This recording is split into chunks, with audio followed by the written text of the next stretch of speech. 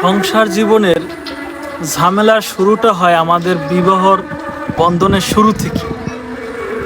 আমরা পুরুষরা টার্গেট করি সবসময় মেয়েদের বাবার কি আছে, মেয়েদের কি আছে, মেয়েদের সৌন্দর্য কতটুকু, লেখাপড়ার শিক্ষাগত যোগ্যতা কতটুকু, এ ধরনের অনেক কিছু খুঁজে থাকি। মেয়ের বাবা কি দিতে পারবে, আমরা কতটুকু পাবো তাদের কাছ থেকে।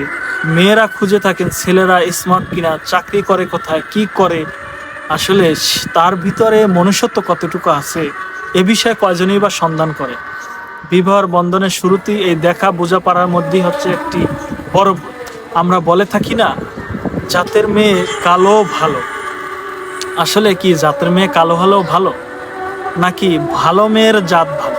আমি মনে করি যে সংসার জীবনে সুখী হয়েছে, ভালো হয়েছে, যার সুনাম রয়েছে, সবাই তাকেই তার জাতটাকে ভালো বলে, যদিও জাতটা খারাপ হোক। আর ভালো জাতের যদি একটা মেয়ে যখন সংসার জীবনে সুখী হতে পারে না, তখন কিন্তু জাতের মেয়ে ভালো এটার কথায় থাকে না, তখন খারাপ কি আছে সেটা টেনে নিয়ে আসে।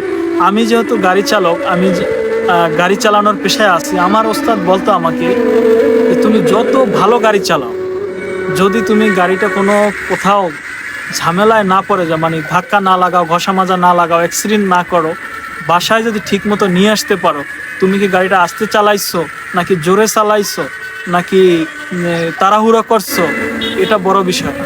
তুমি যদি সুন্দর মতো আনতে পারো তাহলে তুমি একজন ভালো ড্রাইভার, ভালো চালক। মালিকটা এটাই মনে করে আর এটাই ভাবে আর এটাই সত্য। আমি বলতে চাই আপনাদের সকলের উদ্দেশ্যে, আপনার বিরুদ্ধে যদি কোনো অভিযোগ না থাকে তাহলেই সবাই বলবে এটা জাতের মেয়ে, এটা জাতের ছেলে, এটা ভালো। তো অভিযোগ যখন থাকবে তখন আর জাত গোষ্ঠী থাকবে না। তো শুরুতে এ ধরনের অনেক ভুল হয়ে থাকে, তাই বুঝে শুনে আপনারা আপনাদের দাম্পত্য জীবনগুলো এগিয়ে নিয়ে যাওয়ার চেষ্টা করবেন। যদি ভুল হয় তবেই আপনি খারাপ, ভুল না হলে আপনি ভালো, আপনি পারবেন। আরেকটা বিষয় হচ্ছে, আমরা পুরুষরা বিবাহের শুরুতে আমরা মহারানার বিষয়টা আমরা জানি না, যেমনটা আমিও জেনেছিলাম না। মহারানার বিষয়টা যথাযথ জানতে হবে, যেটা আপনার কাবিননামায় লেখা থাকে ওইটাই মহারানা, এইটাই পরিশোধ করতে হবে।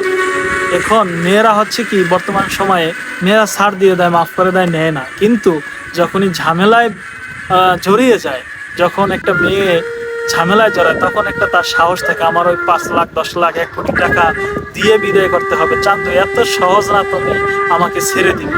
আর পুরুষরাও যখন ঝামেলা দেখে, তখন এই ভাবনায় আর কিছু করতে পারে না, বলতে পারে না, শাসনও করতে পারে না। ও গিয়ে বাপের বাড়ি ঝামেলা লাগিয়ে দিয়ে, আমি তো এত টাকা দিতে পারবো না। তো আমি এই জন্য সবাইকে বলবো, আপনার মহারানা আপনার লিমিটের ভিতরে রাখুন, পরিশোধ করে দিন, সুন্দর মতো জীবন যাপন করুন। এই ধরনের মন মানসিকতা নিয়ে যে মেয়ে সংসার করবে, সে কোনোদিন সুখী হতে পারবে না। তো জাতের মেয়ে হোক আর অজাতের মেয়ে হোক, আপনারা তাদের মনুষ্যত্ব দেখুন, তাদেরকেও রেসপেক্ট করুন, ভালোবাসুন।